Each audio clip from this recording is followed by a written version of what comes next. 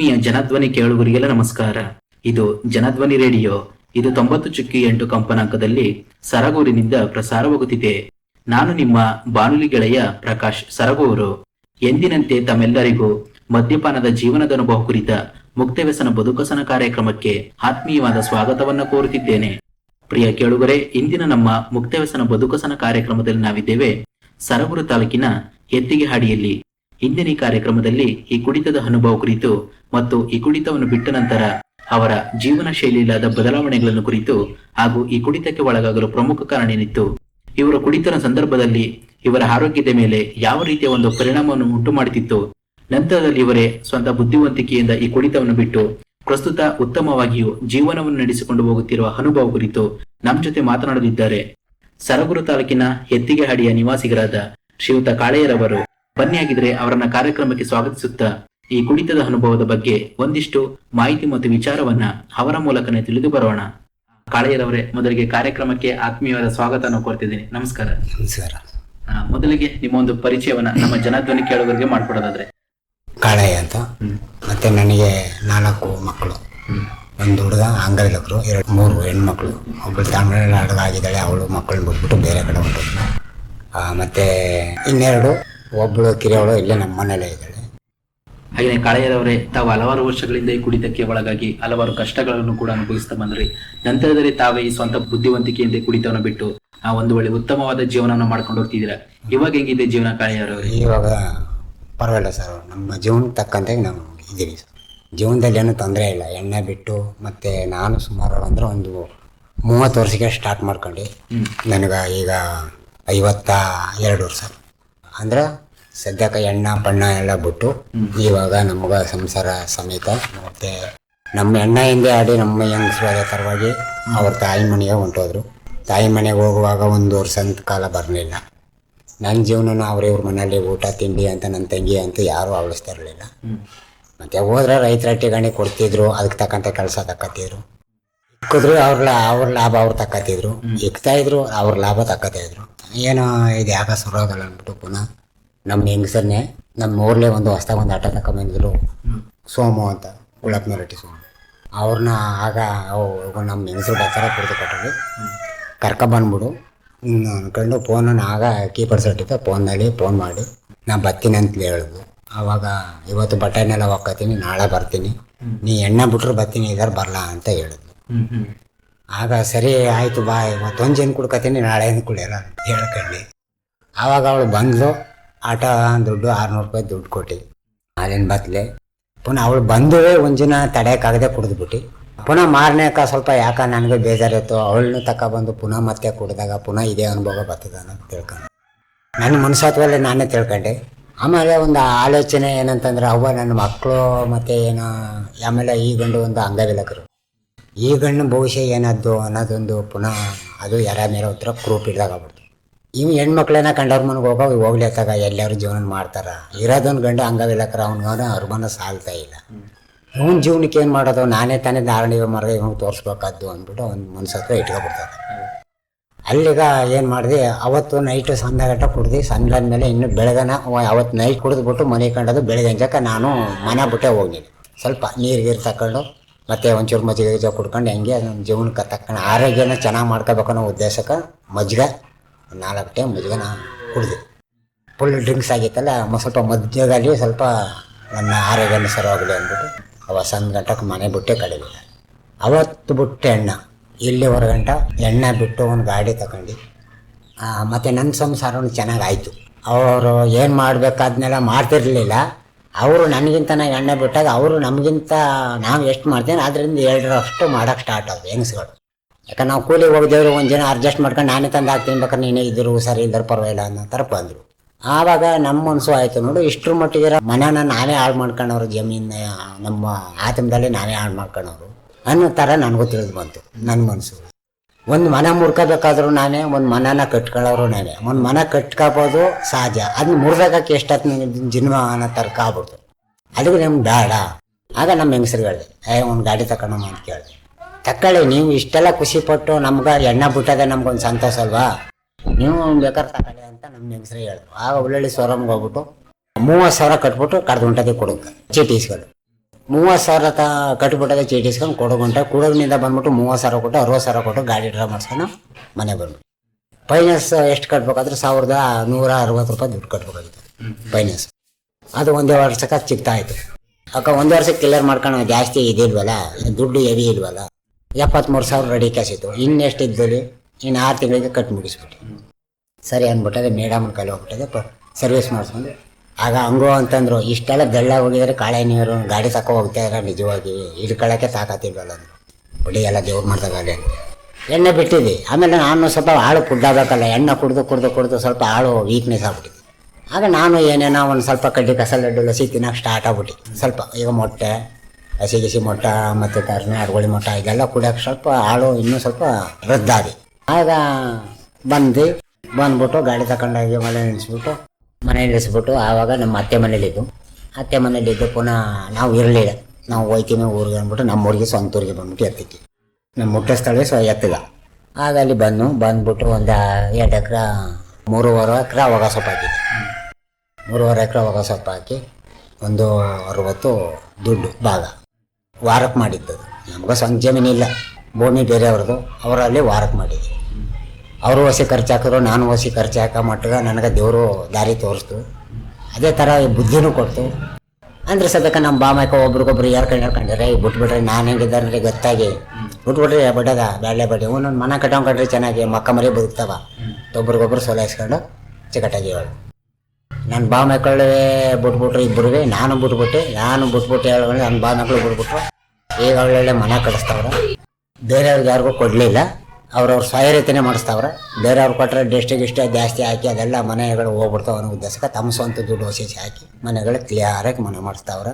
ನನಗೆ ಮನೆ ಬಂದಿಲ್ಲ. ನಾನು ಸ್ವಲ್ಪ ದಿಂಡಿ ಎಲ್ಲ ಊಡ್ಸಿ ಗುಡ್ಡಾಕಿದ್ದೀನಿ. ಇನ್ನು ಹೊಸ ಮರಳೆಲ್ಲ ಎತ್ತಿ ಗುಡ್ಡೆ ಹಾಕೊಂಡು ಕ್ಲಿಯರಾಗಿ ಬೇಸ್ಮಟ್ಟ ಮಾಡಿ ಇಂದ ಮುಂದೆ ಹೊಸ ಮಾಡಿಸ್ಬೇಕು ಅಂದ್ಬಿಟ್ಟು ದೇವರು ಇಷ್ಟರ ಮಟ್ಟಿಗೆ ನಮ್ಮ ಹೆಣ್ಣ ನಮ್ಮನ್ನು ಬಿಡಿಸಿ ಮಾಡೋ ದಾರಿಗೆ ನಮ್ಮನ್ನು ಬದುಕೋಳ ರೂಟ್ಗೆ ನಮ್ಮನ್ನ ತಂದಿದ್ದೀವಿ. ನಮ್ಮ ಜೀವನನೇನು ಕೆಡ್ಸ್ಕೊಳಕ್ಕೆ ಮಟ್ಟ ಮಾಡಿಲ್ಲ. ನಮ್ಮ ಜೀವನ ಇನ್ನೂ 4 ದಿನ ಇರಲೇನೋ ಉದ್ದೇಶಕ್ಕೆ ನಾವು ಎಣ್ಣೆ ಬಿಟ್ಟು ಮನೆ ಕಟ್ಟಬೇಕು ಅನ್ನೋ ಆಸ್ವಾದ, 1 ಎಕರೆ ಭೂಮಿನೇ ತೆಗಿಬೇಕು ಅನ್ನೋ ಆಸೆ ನಮಗೆ ಈಗ ದೊರಕಿದೆ. ಈಗ ನಮಗೇನು ಸಮಸ್ಯೆ ಅಂತ ಇಲ್ಲ. ನಮ್ಮ ತಂದೆ ತಾಯಿ ಇದ್ದಾಗ ಅವ್ರಿವ್ರ ಮನ ದನ ಕಾದು ನಮ್ಮನ್ನ ಚೆನ್ನಾಗಿ ಸಾಕಿದ್ರು ತಕ್ಕಂತಾಗ ನಾವು ಅದುವಾಗ ಆಗಲಿಲ್ಲ. ಎಲ್ಲ ಎಣ್ಣೆ ಮೇಲಿಂದ ಜೀವನನ ಹಾಳು ಮಾಡ್ಕೊಂಡಿವಿ.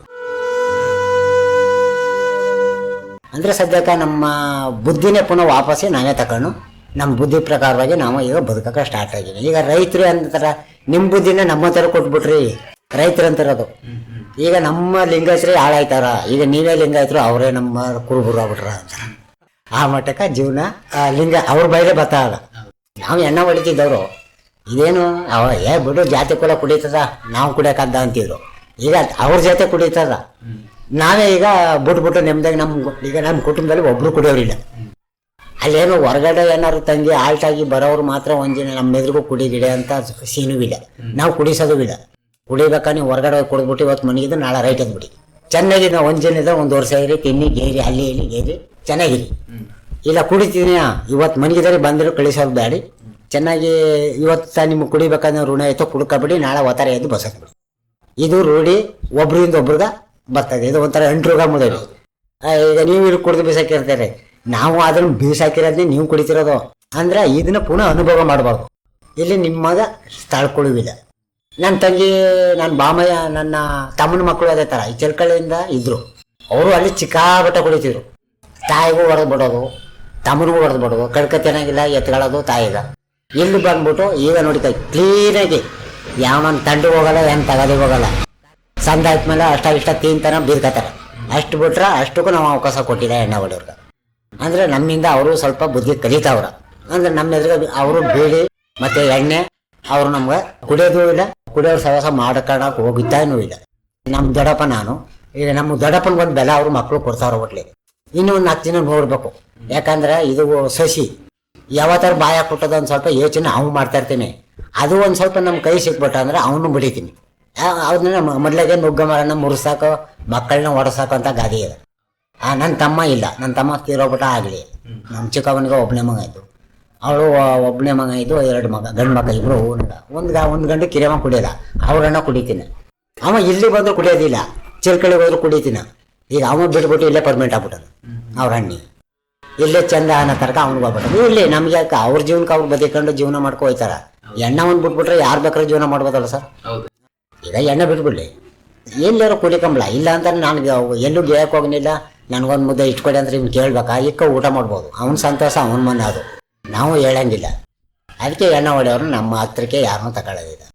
ತಾವೆಲ್ತರ ಒಟ್ಟಾರೆ ಹೇಳೋದಾದ್ರೆ ಈ ಕುಡಿತವನ್ನು ಬಿಟ್ಟ ನಂತರ ತಮ್ಮ ಒಂದು ಜೀವನ ತುಂಬಾ ಚೆನ್ನಾಗಿ ನಡ್ಕೊಂಡು ಹೋಗ್ತಾರೆ. ಹಾಗೆ ತಮ್ಮ ಒಂದು ಮನೆಯ ಪರಿಸ್ಥಿತಿ ನೋಡಿ ತಾವೇ ಸ್ವಂತ ಬುದ್ಧಿವಂತಿಕೆಯಿಂದ ಕುಡಿತವನ್ನು ಬಿಟ್ಟಿದ್ದೀರಾ. ಈಗ ಕುಡಿತ ಸಂದರ್ಭದಲ್ಲಿ ತಮಗೆ ಆರೋಗ್ಯದ ಮೇಲೆ ಏನಾದ್ರೂ ತೊಂದರೆಗಳು ಉಂಟಾಗ್ತಿದ್ವಾ? ಎಲ್ಲ ಸರ್ ಹೊಟ್ಟೆ ನೋವು ಎಲ್ಲ ಬತ್ತಿತ್ತು.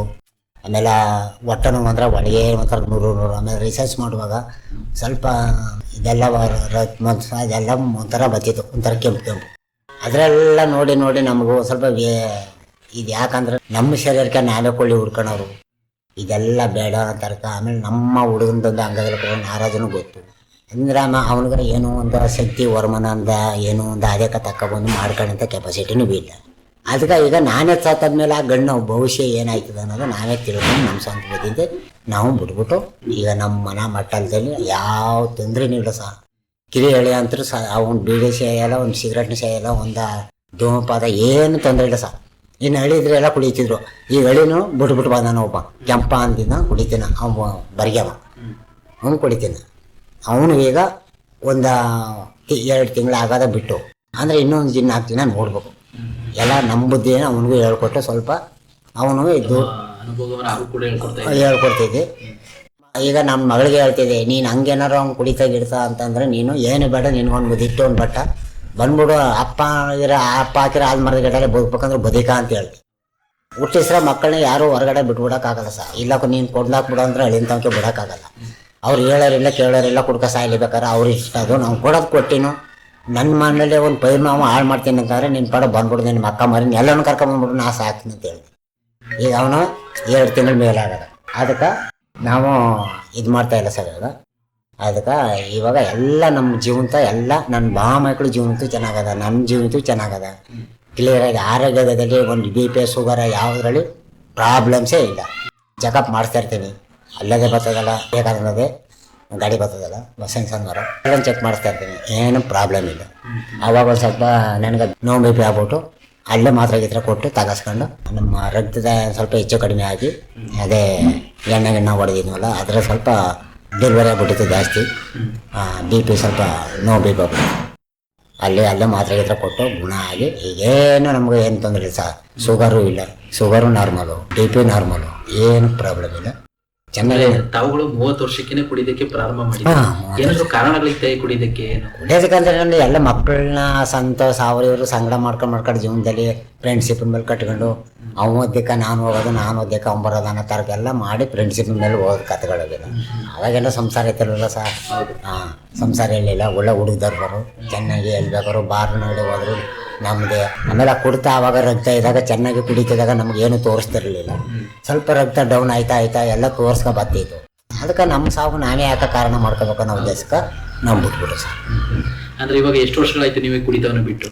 ನಾವು ಕುಡ್ತಾ ಬಿಟ್ಟು ಇನ್ನೇನು 7 ವರ್ಷ ಹತ್ತಿರ ಆಯಿತು. 7 ವರ್ಷಗಳಾಗಿದೆ. ನಮ್ಮ ಸ್ವಂತ ಬುದ್ಧಿಯಲ್ಲಿ ಬಿಟ್ಟೋದು. ಗಾಡಿ ತಗೊಂಡು 8.5 ವರ್ಷ ಆಯಿತು, 7 ವರ್ಷ ಆಯಿತು ಬಿಟ್ಟು ಸರ್.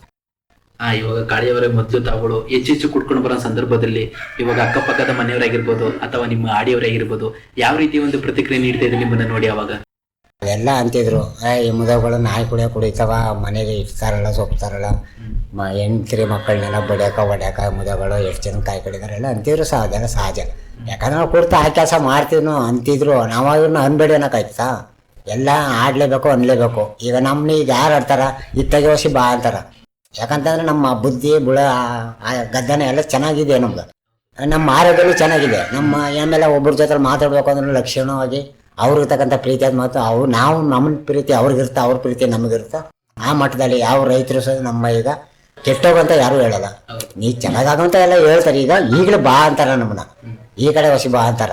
ಮಾತು ಕತೆ ಆಡಿ ಕುಂತಿದ್ದು ಟೀ ಪಾಯಿ ಕುಡ್ಕೋಬಂತಾರೆ ಸರ್. ತೊಂದರೆನೇ ಇಲ್ಲ ಸರ್. ಇವಾಗ ಆ ಗೌರವನೂ ಇಲ್ಲ ಸರ್. ಯಾಕಂದ್ರೆ ಕುಡಿದ್ಬಿಟ್ಟು ಬಂದ ಮೊಬೈಲ ವಾಸನ ಆಚೆ ಕಡೆ ಸಿಗೋತಿದ್ರು ಯಾವ ಹೆಣ್ಮಕ್ಳು. ಆಮೇಲೆ ಈಗ ಶಾಲೆಗೆ ಹೋಗೋ ಮಕ್ಕ ಬಂದು ನೀರು ನೀಡಿ ಅದು ಇದು ಕಾಲಕಾಯಿ ತೊಳಿತಿದ್ರು ಸರ್. ನಾವು ರೋಡ್ ಗಣಿ ನಡ್ಕೋವಾಗಿ ಅವ್ನುಗಳಿಗೆ ಮಾತಾಡ್ಬೇಕು.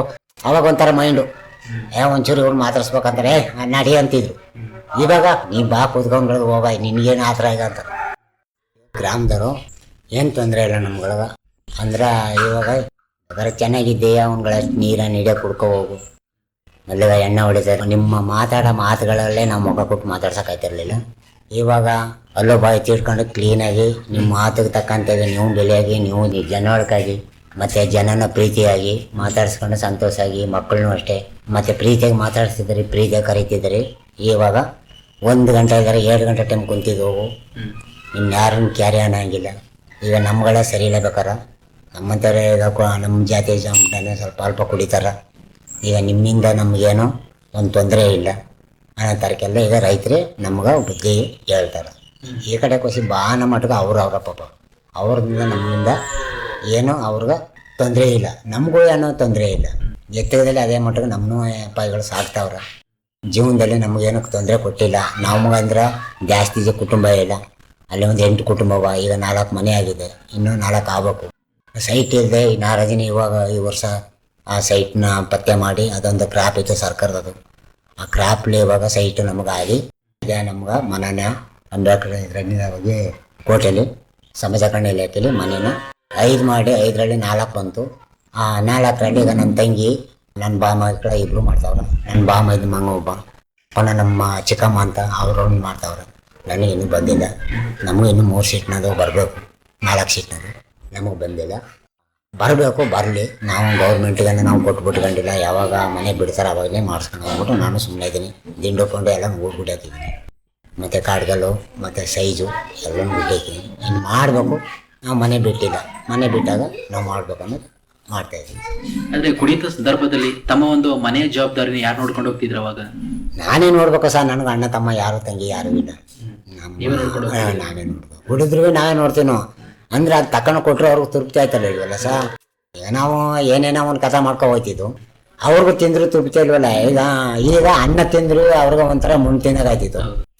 ಇವಾಗ ಆ ಸೊಪ್ಪು ತಿಂದ್ರು ಒಂಥರ ತುಪ್ಪ ತಿಂದಾಗ ಆಗುತ್ತೆ. ಸಮಾಧಾನ ಅದ, ಮನಸ್ಸೊಂದು ಪ್ರೀತಿ ವಿಶ್ವಾಸ ಚೆನ್ನಾಗದ. ನಮ್ಮ ಆತ್ಮದಲ್ಲಿ ನಾವು ಆ ಥರ ಕೆಟ್ಟ ಅಭ್ಯಾಸ ಮಾಡ್ಕೊ ಹೋಗ್ತಾ ಇಲ್ಲ. ನಮ್ಮ ಆತ್ಮ ಚೆನ್ನಾಗಿ ಮಡಿಕೊಂಡು ನಮ್ಮ ಹೃದಯನ ಕೆಡಿಸ್ಕೊಬಾರ ರೀತಿಯಲ್ಲಿ ಈಗ ನಮ್ಮ ಸಂಸಾರ ಚೆನ್ನಾಗಿ ಮಕ್ಕ ಮರಿಗೆ ಏನು ತಿಂದ್ರು ಒಂದು ಸೊಪ್ಪು ತಿಂದ್ರು ತುಪ್ಪ ತಿಂದಾಗ ಆಗ್ಬೇಕು. ಆ ಮಟ್ಟಕ್ಕೆ ಸಂಸಾರ ಚೆನ್ನಾಗಿದೆ ಸರ್. ಮಕ್ಳಿಗೂ ಏನೂ ತೊಂದರೆ ಇಲ್ಲ. ಅವ್ರು ಏನು ಬೇಕಾದ್ರೂ ಯಾವಾಗ ಒಂದು ಚೀಲ ಅಕ್ಕಿ ತಕ್ಕ ಬಂದ್ರೆ ಅವ್ರ ಇದನ್ನ ತಕ್ಕಬಾರ್ದವ್ರ ತಾನೇ ಏನಿತ್ತು ಇದೆಲ್ಲ ಆಡಿ ಅಂದು ಕೊಡೋದಕ್ಕೆ ಅದು ಯಾತಕ್ಕೆ ಬೇಕು ಅನ್ನೋ ತರ್ಕ ಮಕ್ಳಿಗೆ ಚಿಂತೆ ಇತ್ತು, ಹಿಂತಿರ್ಗೂ ಚಿಂತೆ ಇತ್ತು. ಇವಾಗ ಆ ಥರ ಅನುಭವ ಇಲ್ವಲ್ಲ. ಏನು ತಕ್ಕ ಬಂದ್ರೆ ಒಂಥರ ಚಿನ್ನ ಮತ್ತು ಮಂತೊಂದು ಮುದ್ದ ತಿಂದಾಗ ನಮಗೊಂದು ಸ್ವಲ್ಪ ತೃಪ್ತಿ. ಅದೇ ಕುಡಿತವನ್ನು ಬಿಟ್ಟ ನಂತರ ತಮ್ಮ ಒಂದು ಮನೆಯ ಸಂಸಾರವನ್ನ ತುಂಬಾ ಚೆನ್ನಾಗಿ ನೋಡ್ಕೊಂಡು ಹೋಗ್ತಾ ಇದ್ದೀವಿ ಸರ್. ತೊಂದರೆ ಏನಿಲ್ಲ ಸರ್. ಎಲ್ಲರಿಗಿಂತ ಒಬ್ಬ ರೈತ ಭೂಮಿ ಮಾಡಿದಾರದ್ರಿಂದ ತಪ್ಪಾಗಿ ನಾನು ಭೂಮಿ ಮಾಡಿದಿಲ್ಲ ಸರ್. ಕೂಲಿ ಮಾಡ್ತೀನಿ. ಕೂಲಿ ಮಾಡಿದವನ್ನ ಮನೇಲಿ ಈಗಲೂ 6 ಮೂಟ ರಾಗಿ ಇದೆ ಸರ್. ಈಗಲೂ 6 ಮೂಟ ರಾಗಿ, 1 ಮೂಟ ಅಕ್ಕಿ, ಮಾಮೂಲಿ ಎಕ್ಸ್ಟ್ರಾ ಒಂದೊಂದು ಚೀಲ ಇದ್ದಂಗೆ ಇರ್ತದೆ ಸರ್. ತೊಂದರೆನೇ ಇಲ್ಲ ಸರ್. ಎಷ್ಟು ಸಂಪಾದನೆ ಮಾಡ್ಕೊಂಡು ಬರ್ತೀರಿ ಅವಾಗ? ಆವಾಗ ಮಾಡ್ತೀನಿ ಸರ್. ಸಂಪಾದನೆ ಮಾಡಿ ಪ್ರಯತ್ನ ಬರಲಿಲ್ಲ. ಇವಾಗ 50 ತಕ ಬರಲಿ 100 ತಕ ಬರಲಿ ಅದು ನನ್ನ ಮನೇಲಿ ಗಂಟಾಗಿರ್ತದೆ ಸರ್. ಮತ್ತು ಸಂಪಾದನೆ ಮಾಡ್ಕೊಂಡು ದುಡ್ಡೆಲ್ಲ ಕುಡಿಯೋಕೆ ಬಳಸ್ಕೊತೀನಿ. ಮತ್ತೆ ಮನೆಯಾಗ ಬರೀ ಬೆಲ್ಲ ಒಂದು ನನ್ನ ಮನೆಯಲ್ಲಿ ಏನು ಜ್ಞಾಪನೆ ಇರ್ತದೆ ಅದು ಒಂದು ತಂದ್ಬೇಕೇ ಹೊರತು ಮಿತಿ ಮೀರಿ ಎಡಬಲ ಬೆಳ್ಳುಳ್ಳಿ ಈರುಳ್ಳಿ ಅದ್ರ ಬಗ್ಗೆ ಏನು ಕೇಳಬೇಡಿ ಸರ್. ಡೈರೆಕ್ಟ್ ಏನು ಜ್ಞಾಪನೆ ಇರುತ್ತೆ ಬೆಲ್ಲ ಆದ್ರೆ ಒಂದೇ ಬೆಲ್ಲ, ಅದ್ರ ಮೇಲಿಲ್ಲ. ಈ ಮಟ್ಟಕ್ಕೆಲ್ಲ ಆಯ್ತಿತ್ತು ಸರ್. ಇವಾಗ ನಮ್ಗೆ ಪ್ರಾಬ್ಲಮ್ಸ್ ಇಲ್ಲ. ಎಲ್ಲ ನಮ್ಮ ಆತ್ಮ ಚೆನ್ನಾಗಿದೆ. ನಮ್ಮ ಮನೆ ಕುಟುಂಬದಲ್ಲಿ ನಾವು ತರೋಂಥ ಪದಾರ್ಥಗಳಲ್ಲಿ ಅವರು ಏನು ತಿಂದರೂ ಸ್ವಲ್ಪ ಆರೋಗ್ಯದಲ್ಲಿ ಚೆನ್ನಾಗಿ ತಿಂತಾರೆ. ಮತ್ತು ನಾವು ಏನು ಕೊಟ್ಟರು ಅದು ಸೊಪ್ಪು ಬೇಕೋ ಅವ್ನು ಕೊಟ್ಟರು ಅವ್ರಿಗೆ ಒಂಥರ ಖುಷಿ ಇರ್ತದೆ. ಕುಡಿತ ಸಂದರ್ಭದಲ್ಲಿ ತಮ್ಮ ಮನಸ್ಸು ಹತೋಟಿಲಿ ಇರ್ತಾ ಇದ್ದ ಅನಿಸ್ತಿತ್ತು ಸಹ. ಹೆಂಡತಿ ಬಂಟೆ ಎಲ್ಲ ಬಡ್ದು ಸಾಕಾಗಿ ಸೆಳ್ತೋಗಿ ಅವಳು ಮನೆ ಬಿಟ್ಟು ಹೋಗಿ ನನ್ನ ಪರಿಸ್ಥಿತಿ ನಾಯಿಗಿಂತ ಕೀಳಾಗಿದ್ದು ಮನುಷ್ಯ. ಈಗ ಸ್ವಲ್ಪ ಅಂದ್ರೆ ನಾನು ಹೇಳ್ಬೇಕಾದ್ರೆ ಎತ್ತರದಲ್ಲಿ ಊರೊಳಗೆ ತಿರುಗಾಡೋ ಮನುಷ್ಯನಾಗಿದ್ದೀನಿ ಸರ್. ಈಗ ನಾಯಿಗಿಂತ ಕೀಳಾಗಿದ್ದು ಮನುಷ್ಯ ನಾನು. ಎತ್ತರದಲ್ಲಿ ಊರೊಳಗೆ ಮನುಷ್ಯನಾಗಿ ತಿರ್ಗಾಮಟ್ಟು ಮಾಡಿದ್ದೆ ನನ್ನ ಆತ್ಮ. ಸಾಕು ನನಗೆ ಅಷ್ಟೇ, ಇನ್ನೇನೇ ಬೇಡಿ ಅಲ್ವಾ. ಇವತ್ತು ಹಸ್ಕೊಂಬನ್ಗಿರೋ ನಾಳೆಗೆ ಗೆತ್ತೀವಿ ನಾವು. ಇವತ್ತು ನಮ್ಮ ಶರೀರ ಚೆನ್ನಾಗಿದೆಯಲ್ಲ ಸರ್. ಇವತ್ತು ನಮ್ಮ ಶರೀರ ಚೆನ್ನಾಗಿದ್ದು ನಾಳೆಗೆ ನಾನು ಇವತ್ತು ಮನೆಗಿದ್ರು ನಾಳೆಗೆ ಗೆಯ್ತೀನಿ ಬಿಡೋಣ ಧೈರ್ಯ ಅದ. ಆವಾಗ ಹಂಗಿಲ್ಲ. ಕರೆಯವ್ರಿಗೂ ಬೇಜಾರು. ಏನೋ ಕುಡಿತಾನ, ಈಸ್ಕತ್ತಾನ, ಅರ್ಧಂತರಕ್ಕೆ ದೊಡ್ಡಾಯ್ತಾನ ಅನ್ನೋ ತರ್ಕ ಕೊಡೋರ್ಗೂ ಒಂದು ಇಷ್ಟೂರ ಇತ್ತು. ಈಗ ಮಧ್ಯಾಹ್ನ ಗಂಟೆ ಮಾಡ್ತೀವಿ. ಸ್ವಲ್ಪ ಏನಾರು ನಮ್ಗೆ ಕಿಕ್ ಆಗಲಿಲ್ಲ ಅಂತ ಕಾಲಕ್ಕೆ ನಾವು ಮಧ್ಯಾಹ್ನಕಾರ ಹೊಂಟಾಯ್ತೀವಿ. ಇವಾಗ ಹಂಗಿಲ್ವಲ್ಲ. ಯಾವನು ಬೇಕಾದ್ರೆ 5,000 ಕೊಡೋ ತನಕ ಧೈರ್ಯ ಅದಾವ. ಯಾಕಂದ್ರೆ ನಮ್ಮ ಎಲ್ಲ ನಮ್ಮ ಕೆಟ್ಟ ಅಭಿವಸನೆಲ್ಲ ಬಿಟ್ಟು ನೆಕ್ಸ್ಟ್ಗೆ ನಮ್ಮ ಲೆವೆಲ್ಗೆ ನಾವು ಹೋಯ್ತಿದ್ದಾಗ ಈಗ ನಮ್ಗೆ 5,000 ಕೊಡೋರು ಲಿಗತ್ತಾಗವ್ರು, 10,000 ಕೊಡೋರು ಅವ್ರು ಬೆಂಗ್ಸ್ ಕೊಡ್ತಾಳೆ ನಮಗೆ. ಇವಾಗ ಕೊಡ್ಯಾಕ ನಾಳೆ ಬರ್ತೀನಿ, ಒಂದು ವಾರ ಕೆಲಸಕ್ಕೆ ಬಂದ್ರೆ ಆವತ್ತು ನಿಮ್ಮ ದುಡ್ಡು ಅಂದ್ರೆ ಆಯ್ತು ಬಾ ನಿನ್ಗೆ ಯಾಕೆ ಇಲ್ಲ ಅಂದ್ರೆ ಅಂತ ಕೇಳ್ತಾರೆ. ಆವಾಗ ಹಂಗಿಲ್ಲ, ಹೋಗು ಇವತ್ತೇ ವಿಪಟ್ಟಿ ಕುಡ್ಕಾಡ್ತೇನೆ ನಾಳೆಗೆ ಯಾವತ್ತು ಸತ್ತೋದ ಅಂತಿದ್ರು. ನನ್ನ ಋಣದ ಮೇಲೆ ನೀನು ಸಾಯ್ಬೇಕಾ ಅಂತಿದ್ರು. ಈಗ ಋಣಕ್ಕೆ ಸಾಯಂಗಿಲ್ಲ, ಅವ್ರಿಗೆ ಗೇದೆ ತಿರ್ಸ್ಬೇಕು, ಆ ಮಟ್ಟ ಜನ್ಮ ಮಾಡಿ ಕಡೆ. ಹಾಗೆಯೇ ಕಾಳೆಯರೇ ತಾವುಗಳು ಕುಡಿತ ಸಂದರ್ಭದಲ್ಲಿ ತಾವುಗಳು ಅನುಭವಿಸಿದಂತ ಕಷ್ಟಗಳನ್ನ ಇವಾಗ ನೀವು ಮಾಡಿಲಿ ಯಾರಾದ್ರೂ ಕುಡಿತಿದ್ರೆ ಅಂತವ್ರಿಗೆ ಏನಾದ್ರು ನಿಮ್ಮ ಕಷ್ಟಗಳನ್ನ ಹಂಚ್ಕೊಂಡಿದ್ದಾರೆ? ಹೇಳಿದ್ದೀನಿ ಸರ್. ನಾವು ಈಗ ನನ್ನ ತಮ್ಮನ ಮಕ್ಕಳೇ ಬಂದರು, ಅವ್ರಿಗೂ ನಾವು ನೋಡಪ್ಪ ಇಲ್ಲಿ ಕುಡಿಬೇಕಂದ್ರೆ ನಮಗೆ ಸೀಟಿ. ಯಾಕಂದ್ರೆ ನಾವು ಅದ್ರ ಕಸಬ ಆಡಿ ಬಿಟ್ಟಿರೋರು. ಅದು ಪುನಃ ನಾವು ಮತ್ತೆ ಅದನ್ನೆಲ್ಲ ನಮ್ಮ ಮನೆ ಈಗ ಹೊರಗಡೆ ಬೀಸಕ ಪಾತ್ರನ ಪುನಃ ಅದು ಮನೆಯೊಳಗೆ ತರಬೇಕು. ಅದು ಮನುಷ್ಯನಿಗೆ ಅದು ಇದ್ದಷ್ಟು ರೋಗ. ಏಕೆಂದ್ರೆ ನೀವು ಇವತ್ತು ಬಂದಿದ್ದಾರೆ, ಇವತ್ತು ಸಂಧೆ ಆಯಿತು, ನಾಳೆ ಒತ್ತಾರೆ ಎದ್ದು ನಿಮ್ಮ ಊರಿಗೆ ಹೊಂಟೋಗ್ಬಿಡಿ. ಇವತ್ತು ಬಂದಿರೋಕೆ ನಿಮ್ಮ ಕಳಿಸೋದು ಬ್ಯಾಡಿ, ಇವತ್ತಿನ ಟೈಮು ತೀರೋಗ್ಬಿಡ್ಲಿ, ನಾಳೆ ನೀವು ಒತ್ತಾರೆ ನಿಮ್ಮ ಸಂಸಾರ ಕಟ್ಕೊ ಹೋಯ್ತಾರೆ ಅಂತ. ಬಹಳ ಸಂತೋಷ ಕಾಳೆಯರವರೇ. ಕಾರ್ಯಕ್ರಮದ ಒಂದು ಕೊನೆ ಅಂತ ಬರ್ತಿದೀನಿ. ಕೊನೆಯದಾಗಿ ನಿಮ್ಮ ಮಾತುಗಳನ್ನ ಕೇಳ್ತಿರೋ ನಮ್ಮ ಜನಧ್ವನಿ ಕೇಳುಗರಿಗೆ, ಹಾಗೆಯೇ ಈ ಕುಡಿತಕ್ಕೆ ಒಳಗಾಗಿರುವ ಎಷ್ಟೋ ಕುಟುಂಬಗಳಿಗೆ ಕೊನೆಯದಾಗಿ ಏನ್ ಕಿವಿ ಮಾತಾಡಕ್ಕೆ ಇಷ್ಟಪಡ್ತೀರ ಅವರಿಗೆಲ್ಲ? ನಾವು ಹೇಳೋದಂದ್ರೆ ಇರೋರು ನಾವು ಅದೇ ಈ ಎಣ್ಣೆ ಹೊಡೆಯವರು ದಿನಾಂಕ ಅವರು ಬಾಳ್ಮೆಕೆ ಇಲ್ಲ. ನಾವು ಈಗಲೂ ನೋಡ್ತಾ ಇದ್ದೇನೆ, ಅನ್ನ ತಿಂದು ಬೆಳೆದವನೇ ಬದುಕೋದ ಕಷ್ಟ, ಇನ್ನು ಇಸ ತಿಂದು ಕುಡ್ದಂಗೆ ಬದುಕಕ್ಕತ್ತ ಸರ್. ಬಿಟ್ಟು ಬಿಡಲಿ, ಅವ್ರಿಗೂ ನಮ್ಮಂಥ ಹೃದಯ ಅವ್ರಿಗೂ ಸಿಕ್ಕಲಿ. ಬೇರೆಯವ್ರಿಗೆ ಅವ್ರನ್ನ ಕೆಟ್ಟಾಗಂತ ಯಾವ ಜಾತಿಯಾಗಲಿ ಯಾವ ಕುಡುವರಾಗಲಿ ಅವರು ನೀವು ಕುಡ್ತ ಮಾಡಿ ನೀವು ಸಾಯಿರಿ ಅಂತ ಯಾರೂ ಹೇಳಲ್ಲ ಸಹ. ಎಲ್ಲರೂ ಬಿಟ್ಬಿಟ್ಟು ಚೆನ್ನಾಗಿ ಇವತ್ತು ಇಲ್ಲ ಸಹ ಸೊಪ್ಪು ಕುಡಿದು ಅಂಬ್ಲಿ ಕುಡಿದು ಜೀವನ ಮಾಡಿ ನಾಳೆಗೆದ್ದು ನಮ್ಮ ಕೆಲಸ ಕಾರ್ಯನ ಮಾಡಿರೋ ಒಂದು ಮುದ್ದಿಟ್ಟು ಬಿಗೈತೀನಿ ಸರ್. ಅವರೆಲ್ಲರೂ ಬಿಟ್ಟುಬಿಡಲಿ. ಕುಡ್ತಾ ಅಂತ ಯಾವುದು ಕೆಟ್ಟದು ಯಾವುದೂ ಅಲ್ಲ. ಅದು ಒಂದು ಚೂರು ಕುಡಿಯೋ ತನಕ ಒಂದು ಟಿನ್ನೆ ಕುಡಿಬೇಕು ಅನ್ನಿಸ್ತದ, ಕುಡಿಯೋ ಗಂಟೆ ಒಂದು ಚೂರು ಸಾಕು ಅನ್ನಿಸ್ತದ ಅಷ್ಟೇ. ಇನ್ನು ಆಯ್ತು ಜಿಂಕ್ ಆಯ್ತಾ ತಾಳಿಗೆ ಹೇಳ್ತಾ ಇನ್ನೊಂದು ಚೂರು ಕುಡಿಬೇಕಂದಾಗ ಮನುಷ್ಯ ಮನೆಗೆ ಬಂದು ಸೇರಲ್ಲ ಸರ್. ಈ ಪರಿಸ್ಥಿತಿ ಆಗಿದೆ. ಅದಕ್ಕೆ ಕುಡಿಯೋರು ಯಾರು ಪಾಪ ನಮ್ಮಂಗೆ ಅವರು ಅಣ್ಣ ತಮ್ಮರಾಗಿ ಬದುಕಲಿ. ಯಾವ ಜನಾಂಗಿ ಆಗಿರಲಿ ಯಾರಾಗಲಿ ನಮ್ಮಂಗೆ ಅವ್ರಿಗೂ ಒಂದು ಒಳ್ಳೆ ಹೃದಯ ಕೊಟ್ಟು ಜನಗಳಿಗೆ ಒಳ್ಳೆ ಆತ್ಮ ಹುಟ್ಟಿ ಅವರು ನಮ್ಮಂಗೆ ಗೇದು ತಿನ್ನೋ ಮಟ್ಟಿಗೆ ಅವ್ರಿಗೂ ಒಂದು ಆತ್ಮ ಚೆನ್ನಾಗಿ ಕೊಡಲಿ ಸರ್. ಅಷ್ಟೇ ನಮಗೆ ಹೇಳ್ತಾರೆ. ಬಹಳ ಸಂತೋಷ ಕಾಳೆಯರವರೇ. ಇಷ್ಟೊತ್ತು ನಮ್ಮೊಂದು ಮುಕ್ತ ವ್ಯಸನ ಬದುಕಸನ ಕಾರ್ಯಕ್ರಮದಲ್ಲಿ ತಾವುಗಳು ಭಾಗವಹಿಸಿ ಈ ಕುಡಿತ ಎನ್ನುವುದು ತಮ್ಮ ಜೀವನದ ಮೇಲೆ ಯಾವ ರೀತಿಯ ಒಂದು ಪ್ರಭಾವವನ್ನು ಬೀರಿತ್ತು, ಅದು ಆರ್ಥಿಕವಾಗಿರ್ಬೋದು, ಕೌಟುಂಬಿಕವಾಗಿರ್ಬೋದು, ವೈಯಕ್ತಿಕ ಕೂಡ ಆಗಿರ್ಬೋದು, ಇಷ್ಟೆಲ್ಲ ಕಷ್ಟಗಳನ್ನ ಎದುರಿಸ್ತಾ ಬಂದು ನಂತರದಲ್ಲಿ ತಾವೇ ಒಂದು ಸ್ವಂತ ಬುದ್ಧಿವಂತಿಕೆಯಿಂದ ಈ ಕುಡಿತವನ್ನು ಬಿಟ್ಟು ಪ್ರಸ್ತುತವಾಗಿಯೂ ಒಂದು ಒಳ್ಳೆ ಉತ್ತಮವಾದ ಜೀವನವನ್ನು ಮಾಡ್ಕೊಂಡು ಹೋಗ್ತಿದ್ದೀರಾ. ಇದೇ ರೀತಿ ತಮ್ಮ ಒಂದು ಜೀವನ ಸುಖವಾಗಿ ನಡ್ಕೋಗ್ಲಿ ಅಂತ ನಾವು ಕೂಡ ಆಶಿಸುತ್ತಾ, ಹಾಗೆಯೇ ಇಷ್ಟೊಂದು ಹೇಳ್ತಕ್ಕಂಥ ಪ್ರತಿಯೊಂದು ಮಾತುಗಳು ಕೂಡ ಈ ಒಂದು ಮದ್ಯಪಾನ ಸೇವಿಸ್ತಕ್ಕಂಥ ಮದ್ಯಪ್ರಿಯರಿಗೆ ಸ್ಫೂರ್ತಿದಾಯಕವಾಗಿರಿ ಅಂತ ಹೇಳ್ತಾ ಈ ಕಾರ್ಯಕ್ರಮನ ಇಲ್ಲಿಗೆ ಮುಕ್ತಾಯ ಮಾಡ್ತಿದ್ದೇನೆ. ಧನ್ಯವಾದಗಳು. ಧನ್ಯವಾದಗಳು. ಪ್ರಿಯ ಕೇಳುಗರೆ, ಕೇಳ್ತಿದ್ರೆ ಇಷ್ಟೊತ್ತು ಮುಕ್ತ ವ್ಯಸನ ಬದುಕಸನ ಕಾರ್ಯಕ್ರಮದಲ್ಲಿ ಭಾಗವಹಿಸಿ ನಮ್ಮ ಜೊತೆ ಮಾತನಾಡಿದವರು ಸರಗೂರು ತಾಲೂಕಿನ ಹೆತ್ತಿಗೆಹಾಡಿಯ ನಿವಾಸಿಗರಾದ ಶ್ರೀಯುತ ಕಾಳೆಯರವರು. ಇದಾಗಿತ್ತು ಇವತ್ತಿನ ನಮ್ಮ ಮುಕ್ತ ವ್ಯಸನ ಬದುಕಸನ ಕಾರ್ಯಕ್ರಮ. ಹಾಗೂ ಮತ್ತೊಂದು ಮುಕ್ತ ವ್ಯಸನ ಬದುಕಸನ ಕಾರ್ಯಕ್ರಮದಲ್ಲಿ ಮತ್ತೋರ್ವ ವ್ಯಕ್ತಿಯ ಜೊತೆ ಭೇಟಿಯಾಗ್ತೀನಿ. ಅಲ್ಲಿಯವರೆಗೆ ಕೇಳ್ತೀರಿ ಜನಧ್ವನಿ. ಇದು ನಿಮ್ಮ ನೆಚ್ಚಿನ ಹಾಗೂ ಮೈಸೂರಿನ ಮೊಟ್ಟ ಮೊದಲ ಸಮುದಾಯ ಬಾನುಲಿ ಕೇಂದ್ರ 90.8 ಕಂಪನಾಂಕದಲ್ಲಿ ಸರಗೂರಿನಿಂದ ಪ್ರಸಾರವಾಗುತ್ತಿದೆ. ನಮಸ್ಕಾರ.